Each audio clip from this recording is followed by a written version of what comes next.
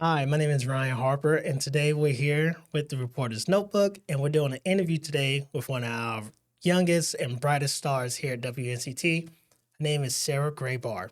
Hi, I'm Sarah Gray. I'm from Columbus, Georgia. I'm an Army brat, and I'm just so excited to be here in Eastern North Carolina.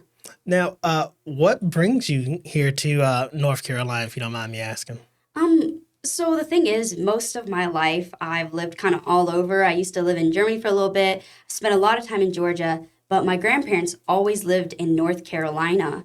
And so every summer we would, no matter where we lived, we would take at least one trip to visit them. So in a way, North Carolina has kind of always been my home. So I'm just happy to be here. And so when I got the opportunity to go to the University of North Carolina at Chapel Hill, I jumped at the chance.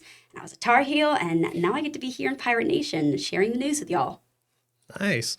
So, my other thing I was going to ask, I know you just mentioned you went to UNC.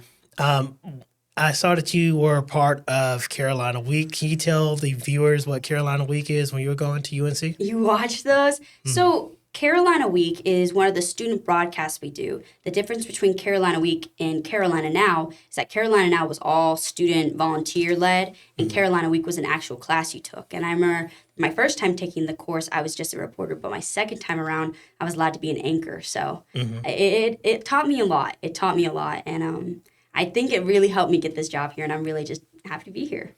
For people who do not know, whenever you work in a news station, there's a whole bunch of moving components. You know, you had the anchors, you had the reporters, you had the digital squad, which I'm part of, and you know, it's a whole bunch of moving pieces behind the scene that people don't know.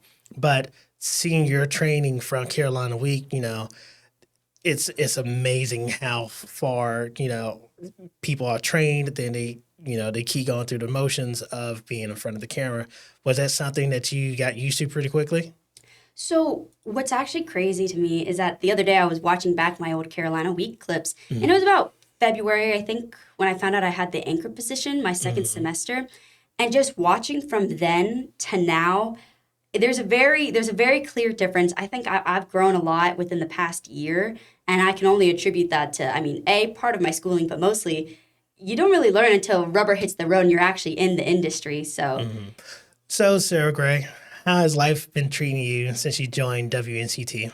it's been really busy. If I were to put it into one word, it would be busy. I think I started about 8 months ago. When we're recording this, tomorrow will make 8 months. And it truly feels like it was just last week that I was starting. It really feels like last week or maybe 2 weeks ago was the first day I stepped into the newsroom.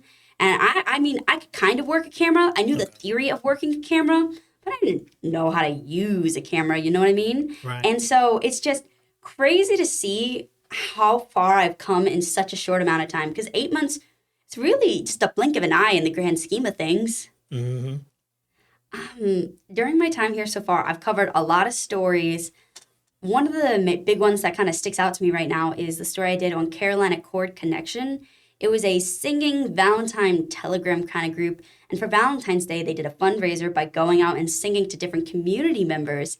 And I remember I just got to kind of tag along with them. And it was so cool because it was like I put myself into their shoes for a day. And I just got to play around with making new sounds and editing a little differently. I think one of the most impactful stories I've done so far was about the fire, the 20th anniversary of the fire with the West Company Pharmaceuticals, where one of their facilities exploded. And the fact that I was able to talk to people who remembered that day 20 years ago and just kind of let the community let the community know that they're not forgotten. It was a really impactful piece, and I think it's one of my best so far. Another piece that I was really proud of was about these two female wrestlers, and I think they were the first female wrestlers from Pitt County to qualify for state. And I just thought that was a strong story because they were the first. And, it just shows you that even in 2023, firsts are still being made, and it's just insane to think about. Like this next generation, they're just absolutely going to kill it. Right. What is any advice you can give to reporters who are coming up that you can maybe help out? Yeah. So I like to tell my family this whenever I send pictures. I say, another day, another broadcast. But it's true. If you mess up today, I mean, yeah, you're going to feel down in the dumps about it, but tomorrow's a new broadcast. Tomorrow's a new day to prove yourself. As long as you learn from your mistakes, it's okay to make them. Don't beat yourself up too hard. And something I'm learning is like, you just got to give yourself a little more grace than you think. So, Sarah Gray, can you tell us how your name stuck with you? Because it's not Sarah, it's Sarah Gray. Can you tell us how you got that name? So everyone in my family has double names. My older sister is Virginia Barrett. My younger sister is Mary Rains. But neither of them go by their double names. They go by Jenny and Molly. Well, when I was Sarah Gray, I decided, hey, I'm going to keep my name and just really make sure that people no, I'm not just Sarah, which if you call me Sarah, I'll answer to it. But I'm Sarah Gray, and I really would appreciate if people call me by my full name. I know there's no hyphen, so a lot of people think it's like kind of a double last name. But no, it's my first name. I go by my first and my middle. Gotcha.